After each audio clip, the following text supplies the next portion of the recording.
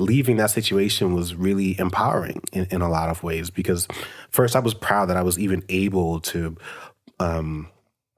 put everything that was being thrown at me in perspective and that I was in a position to choose. Most people don't really have that kind of privilege, and most people only dream of like that kind of freedom, and they end up staying at a job or an industry despite that mistreatment or despite some of the health concerns without the ability to put themselves or their family first. And so for me, quitting was the first time I'd come to truly appreciate the freedom that I'd already earned at that point in my life.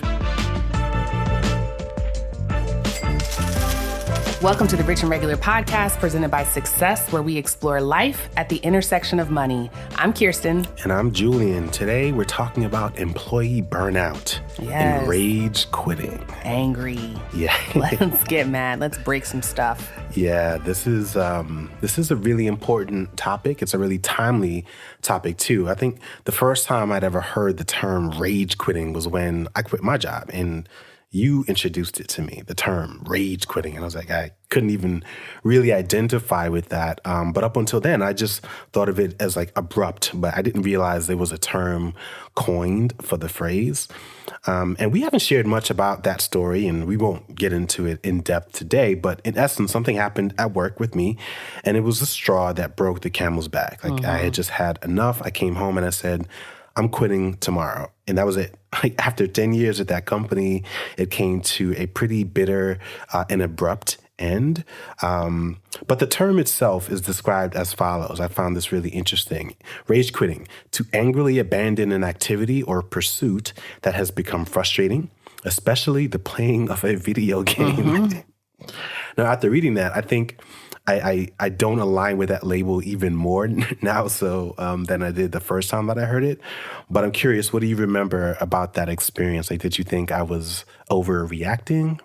No, I mean, yeah, the term definitely comes from the gaming community. It's what they created as the description for when a player just like quits the game abruptly and like, throws down their stuff. Throws the remote at the TV. Yeah. Yeah, I don't remember you being that angry. And I honestly don't remember you coming home. I actually remember you texting me and asking me to come downstairs because we worked in the same building. And I think you had already had your mind made up by the time you told me what was happening. Like I didn't think you were overreacting. I was more scared or anxious about what could be so bad. Like, what did I miss? Yeah.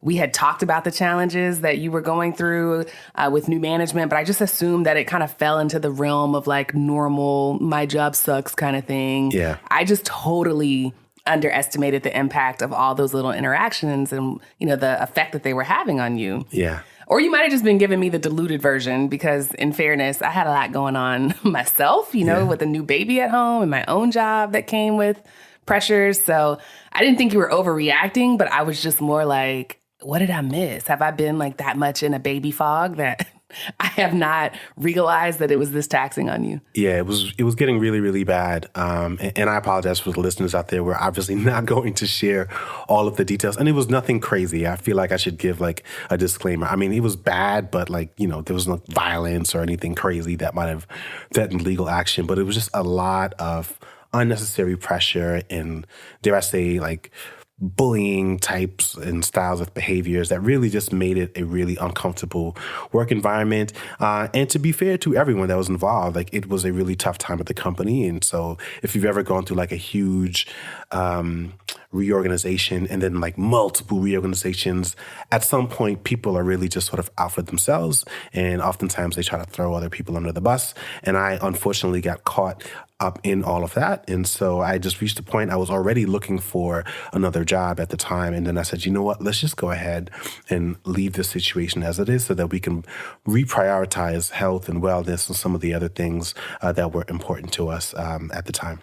Yeah. So I'm super glad that we're talking about this. We obviously don't want to encourage, you know, reckless behavior. So we did have a couple of things, you know, lined up before you just left. Yeah. You know, I'll also say this, like leaving that situation was really empowering in a lot of ways because first I was proud that I was even able to put everything that was being thrown at me in perspective, and that I was in a position to choose. Most people don't really have that kind of privilege, and most people only dream of like that kind of freedom, and they end up staying at a job or an industry despite that mistreatment or despite some of the health concerns without the ability to put themselves or their family first. And so for me, quitting was the first time I had come to truly appreciate the freedom that I'd already earned at that point in my life. And again, just to put that in timeline perspective, this was about 4 years ago. But to your point, like, we don't want to encourage reckless behavior. So I think it's fair to sort of put all of that stuff into context, and to also say that at the time when I was willing, or when I walked away, we were completely debt free. We had no mortgage. Our son was about a year old, and we'd already saved up enough money for a healthy retirement. And so we were coasting, hence the term. And I enjoyed the work, but the purpose of that job was really just to pad our taxable brokerage account for a few more years before quitting to pursue other things. And so obviously, the cards weren't stacked in our favor. I don't know that I would have felt so confident to make that decision, and certainly so quickly. And so I just want to make sure, we're recommending that people sort of put all of this in perspective, but I don't want to recommend people walking away from a well-paying job, or any job really for that matter, unless they know that they can afford to lose that income. Yeah. I want to get back to burnout a little bit, because I've been following the story arc of, what we called essential workers at the beginning of this thing. And in my book, that includes parents right now, because it's just a lot for us with everything going on. But all of the recent articles about these essential workers have been about burnout.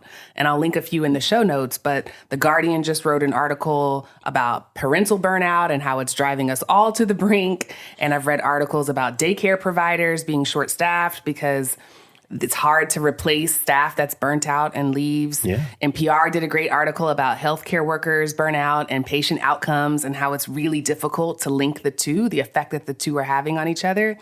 And then I even read an article about burnout for COVID journalists, and how writing and reporting about the topic for 2 years in a row is like literally making them sick. Yeah. So the point is, burnout is hitting pockets of our population differently. And if you don't get ahead of it, it can absolutely cause you to make short-term decisions, especially financially, that have lasting effects.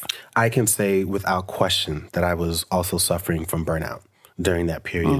And it was largely rooted in, as I said, that working sort of hostile environment, having a bad boss and having grossly unrealistic expectations placed on me, in addition to trying to maintain like some semblance of self-care and wellness, and be a supportive husband, a father, and a son, and also like managing our real estate portfolio at the time. That was a terrible tenant.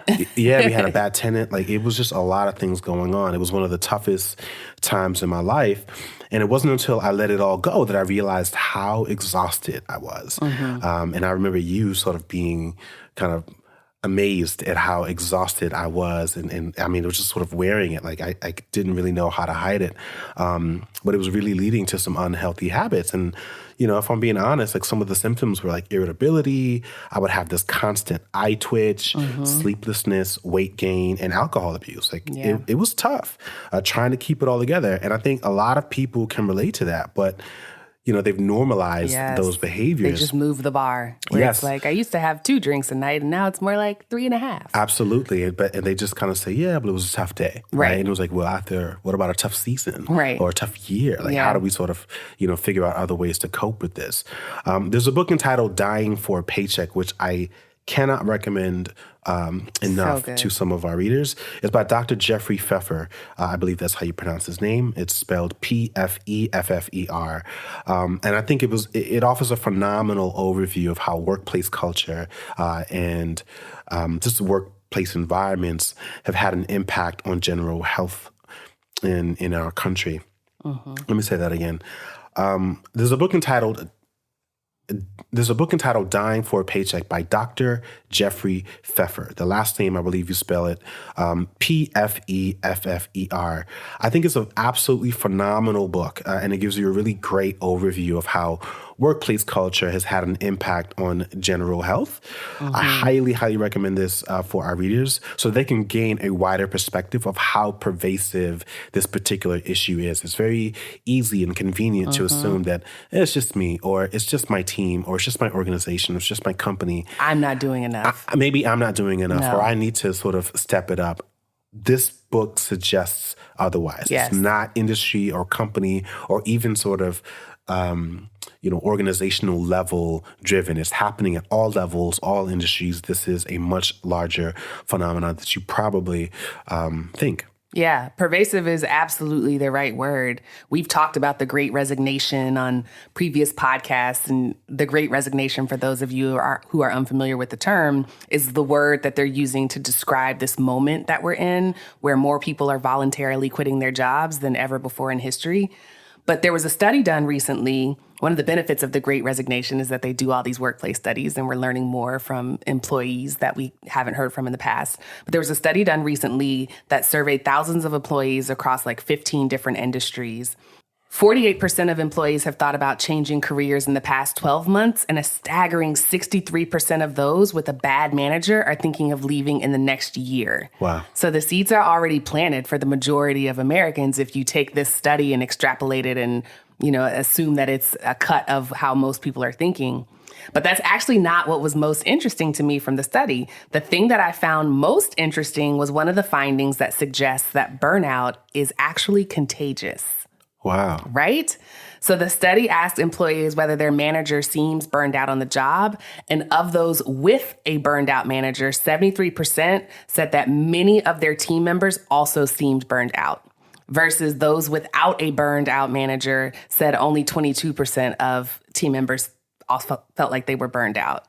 So it kind of suggests that it's up to leaders to be more sensitive to burnout and set a positive example by taking time for themselves and making sure that they advocate for self-care so that it can be pushed down to the team. Ooh, I'm telling you, like this, that makes perfect sense to me. Again, as I'm thinking back to not even just my experience in corporate America, but even my experience as an entrepreneur. If you're leading our business, right? If you come into that situation burned out, that sets the standard for whoever else you're working with, whether it be a contractor, your partner, any other family business. This is what your kids are seeing. This is what becomes normal behavior. Mommy and daddy are always working, and this is sort of natural. This is what I need to be or embody if this is, what I want to accomplish as well. I'm so happy to hear this because to me, it feels like a lot of this, and I'm thinking specifically of the Great Resignation and going back to the word empowered, but to me, it feels like people are finally pushing back a little bit and saying, you know what, the money's great, these jobs are great, these opportunities are great, but it's not more important than my health or my marriage or my family or any of these other things. In our book, even, we spend a little bit of time talking about wage stagnation and how it plays a role in the stress that many people are feeling in their wallets. Now that, in addition to the rising costs of consumer goods, education, housing, et cetera, all of those things are contributing factors to why so many well-paid people are so unfulfilled at their jobs. Now you add on the chance that they may contract or spread a disease because of the moment that we're in. Right. And just the idea that going back to work could be potentially fatal. You can understand why so many people are finding alternative ways to earn money these days. You got to ask yourself at some point, is it even worth it? So we've spoken about rage quitting. We've dug into burnout a little bit and the impact that it's having on people. Let's get into the math and the numbers or the money sort of implications of this. What are the financial implications of quitting? I mean, I think the most obvious one is loss of income, which can be really scary given what we know about the state of most American savings accounts. But there's a whole list of other considerations that I want to get into when we get back from the break. All right, so we're back. Let's go down the list. First, there's healthcare, which for the majority of Americans is in some way tied to traditional employment. Then there's deciding what to do with your 401k. There's unused vacation and personal time. Some companies pay it out, but some don't. There's, if you received any signing or retention or relocation bonuses, you may have to forfeit that and pay it back. There's the loss of any like ancillary benefits that your job may have provided you, whether that's travel, meal subsidies, gym, daycare, all that stuff that comes as employee benefits. And then there's equipment, assuming that you use your work laptop or phone for other things. Some people connect their work phone to their personal phone. You may need to purchase another one on your own. And these are now expenses that you have to take on. Man, I remember those days. Yeah. My laptop, your laptop. Oh my God, we've had hundreds of laptops. Oh gosh, it was so clunky, but like that's so real. Yeah. That is a lot. And it really crystallizes the term golden handcuffs because so much of your day-to-day life and your needs and identity are sort of tied to these roles. And then this point, it's like tied to like benefits and, just even tangible things that you use every single day. Right. And it explains why so many people stay at their jobs, even if they don't enjoy it, because so much of their life is intertwined with it, especially if it pays well. So let's talk a little bit more about healthcare. So what are the key things you think people should think about before quitting their job with respect to healthcare? Whew. So you are our resident expert on this. I'm going to try not to go into like a detailed rant about this, but if you're at risk for losing you or your family's healthcare, you absolutely need some sort of backup plan. The most affordable option is going to be to get on another employer subsidized plan, which means getting another job. But typically, if you don't have another job lined up or you aren't married or you're not young enough to be somebody's dependent, there's still going to be a gap between the loss of coverage and when you can get on another plan. And this is one of the thorniest topics related to quitting because it's so risky to go without insurance. Especially now. Yeah, for sure. So you may have the option to continue your existing coverage from your former employer through COBRA health insurance. But if you do this, just keep in mind that your employer will no longer be subsidizing the costs. So in our case, I used to pay $100 a month for insurance for our family of 3. Well, when I left and continued the same plan through COBRA, the rate almost 10x'd. Yep. We now pay about $1,100 a month until October when we switch it up. You can also buy health insurance. If COBRA is not an option, you can also buy health insurance through the ACA Healthcare Exchange, also sometimes called Obamacare, but it's the American Care Act Healthcare Exchange. Or you can opt for short-term insurance policies through companies like Pivot Health, which offer like kind of minimal fill-in-the-gap policies. Yeah, so like if you're policy ends, let's say, on October 1st, but your new one doesn't start until December 15th, you can buy something like a short-term, fill in the gap. Yeah, and you can even go shorter than that if you just need a 3-week coverage. Okay. It's not going to cover all things, but it's better than nothing. But it's better than just being out here exposed. Yeah. Another option is to get familiar with your local Minute Clinic, which is a program offered through CVS. And I picked this one because there are CVSs all across the country. So even if you're in the rural list of Midwestern towns, there's probably a CVS near you. And whether you have insurance or not, you can get care through Minute Clinic. So the point is there are more economical options for people who are just looking for basic care or to bridge the gap, but they're not the same as insurance. Yeah. So, keep that in mind. And even beyond health insurance, which is really just bill insurance, you need to think about your health care, your current health care. So your insurance ends the day that you leave or shortly thereafter. So if you're on like a monthly prescription, you're probably going to want to head to the pharmacy or call your doctor for an emergency refill immediately. Like as soon as you walk out that door, you want to call your doctor as the next phone call, maybe after your family, but to make sure that when you get your refill that you get the insured price and not that retail price, which is typically pretty outrageous. Yeah. Healthcare was always one of those things. And even when we talk to other people, like that's the very first thing that comes up.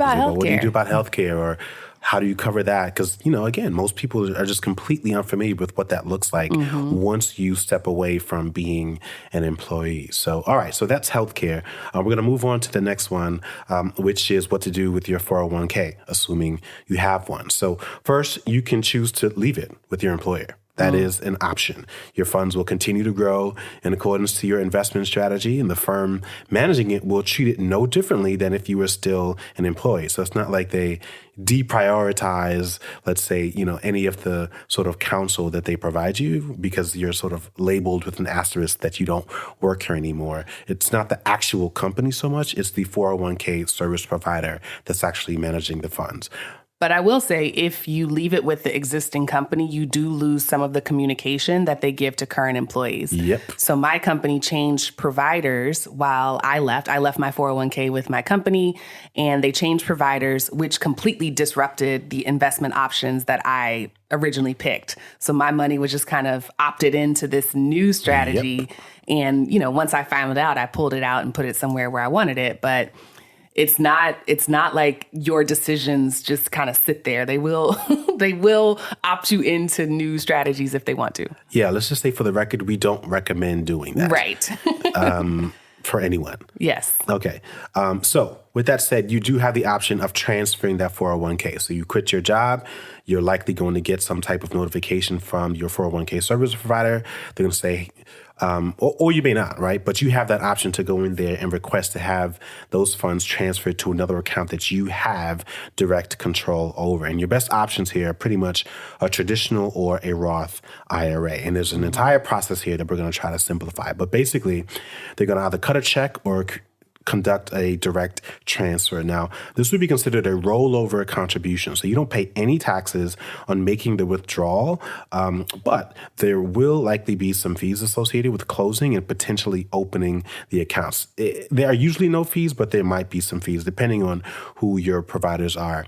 And in general, if you put the funds into a traditional IRA, the money can't be withdrawn until you've hit your official retirement age, which as of today is 59 and a half years old. However, if you deposit that money into a Roth IRA, you pay taxes on the amount that you're rolling over, but you'll have the benefits that come with a Roth IRA, which is primarily that the growth on those money, or on that rollover contribution, grows tax-free since you technically are paying taxes on it throughout that rollover process. Yep. Now, the other option is to completely cash out the 401k. So you left your job, you've got, I'm just making it up, $100,000, maybe $50,000. You could just say, give me all my money, assuming you're 100% vested. If you're not, going back to what Kirsten was mentioning before, these are all of the different types of levers that companies can say, oh, well, yes, this is what it said you had in the balance on paper, but there's also this policy that you're not vested yet because you haven't been there long enough. So we're going to go ahead and take this money back, and here's what's actually left for you. But assuming you're 100% vested, you can essentially cash it out. You could do that. You could say, forget this company, forget work altogether. I'm going to travel around the world. And in that case, they'll just cut you a check. But know that you will have to pay taxes on that income just as you would if you'd earned it through a regular paycheck. Yes, plus a penalty. Assuming you're not 59 and a half. Yeah. Yes. So moving on to the list, as far as unused vacation and personal time, like I said earlier, some companies pay it out, but some don't. My dad actually just retired. Yay to him. Congrats, Dad. But when he put in his notice, he actually had to add in a 3-week vacation because his company policy had changed recently and they no longer pay out vacation time. So, these are weird times. Companies that may have used to do this don't do it anymore because for cost-saving reasons. Well, I think people, they're responding to this wave. Yes. They're trying to give you a stick. They didn't have in the budget to allocate for everyone, or let's say 60% of everyone sort of cashing out. And so they're reevaluating policies for the benefit of the company.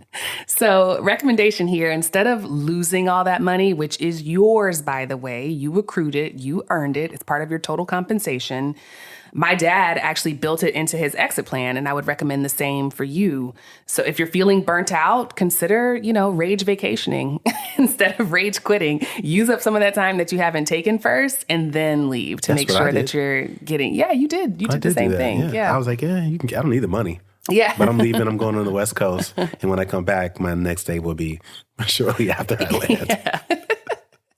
And along that same vein, I can't, stress this enough because it surprises people. You want to double and triple check the company policy for any signing, retention, relocation bonuses that you may have received. If you leave prior to the agreed time, you may have to forfeit and pay it all back. And the same is true with 401k loans. I think in 2019, about 13% of Americans had 401k loans. I'm positive that number has gone up given all the volatility since, the pandemic started. But if you've taken out a 401k loan and you've been paying it back via your paycheck, if you quit before you've paid back the balance, you may get a tax bill. So again, something to keep in mind about where your paycheck is currently allocated and what programs you've participated in. Yeah, there's definitely a lot to consider here. All right, so we've spoken a little bit about healthcare, 401ks, and unused vacation or personal time. I think a key theme here is that leaving your job without a backup plan really increases the risk that you'll take on some debt, or whether it's medical or tax debt, just sort of something to help make up for the gap in income, which means your credit might be affected. Yes. And it just has all of these kind of trickle down effects. So we know firsthand about how, one, the absence of a recurring paycheck and a hit on credit, because you now need to take on some debt to cover in these gaps, will affect your ability to get better rates in the market and do some of the longer term things that you want to do, whether it's buying a house or refinancing your car or, just anything that requires a credit check, getting an apartment. Yeah. All of these things matter. All right. What else is on this list? So last but not least is the loss of the kind of ancillary soft benefits like travel, meal, gym, daycare, and the equipment part. So I'll say if there's any parts of your lifestyle that your employer is subsidizing, you should definitely build an awareness of those now. Make sure that you know exactly what your employer is contributing to your lifestyle. In our course, we talk about the benefits of creating this doomsday budget, which is basically a plan for what you would do if your income drops significantly, say 50% or more. And those items that your employer is currently paid for need to be on there. You need to have a plan for what you're going to do if you have to pay for your cell phone bill, or daycare is no longer subsidized, or, if you work somewhere where they provide free dinner and you're eating that 4 nights a week, you're going to have to see an increase in grocery bill. Lunches. Yeah. Yes. Mm-hmm. Equipment, however, isn't as hard to come by. I think the key for replacing equipment is to look for pre-owned, at least at first. If you're in a buy nothing group, which, you can find on Facebook and they're local, sometimes you can come up on older technology that might be broken and you might just have to pay for the cost of repairs. Or if you go on sites like OfferUp, eBay, Facebook Marketplace, they always have some sort of pre-owned phone or computer selection. Personally, I would obviously prioritize replacing equipment because typically a phone and or a computer is, pretty critical for finding a new job or even generating income these days. Yeah. That's really, really cool. All right. I think that pretty much covers the list. We've spoken about healthcare, 401ks, vacation time, credit scores, equipment, retention bonuses and signing bonuses and all of those things. Did we forget anything? I'm sure we did. I mean, there's a lot of considerations that are tied to employment, which is what makes the decision so hard to leave. Yeah, absolutely. All right. Well, why don't we move on to some final thoughts? Yeah. So this one was kind of a bummer episode for me because I'm always the cheerleader and I never want to discourage people from leaving a toxic or abusive situation, but it's so important that you prepare while you can. So like the survey that I talked about earlier, if 48% of employees are thinking about quitting, then they also have time to think about what happens once they walk out that door. And our, not to do a shameless plug here, but our Boost Your Income for Life course and the Success Achievers All Access community covers a lot of the ways that you can start to build an income portfolio that makes you less reliant on an employer as your single source of income. Even if you don't take the advice from us, I highly, highly suggest that you start somewhere on, how to diversify your income so that you aren't trapped by the golden handcuffs. Yeah, it is kind of a bummer episode. But I do think that over the last year, maybe 18 months, a lot of people, because they've seen so much disruption and so much change and loss in some cases, I think a lot of people are starting to realize that this is much more of a reality than this might happen to me sometime in the future. I think people are sort of realizing the true nature. I might have to do this. I might have to really imagine a life where I no longer work for this company, right? And so those are just unfortunately the times that we're in, and that's why we're definitely wanting to make sure that we're covering this topic of conversation. My final thoughts is that this is one of those topics that really highlight how important managing your money is. When most people think about burnout or rage quitting, aside from gamers, they're thinking of finding a space or a place where they can be a better or healthier version of themselves. And so they may want to take a vacation or practice self-care and do any of the things that people normally do to sort of heal. But honestly, I think being on solid financial ground in many ways is like a form of preventative care. Yes. It's very comforting to know that you can walk away from a threatening, a dangerous, or just a stressful situation. So if there's ever been a reason for you to prioritize getting your finances in order, it's so that you can take better care of yourself and your family. Yeah, I love that. Well, thank you for listening to another episode of the Rich and Regular podcast presented by Success. If you are in the mood to do something impulsive, don't rage review, rave review. I know this was not my best work, guys. Point is, symbol. If you like what you heard today, please leave a 5-star rating and review. We will see you next week.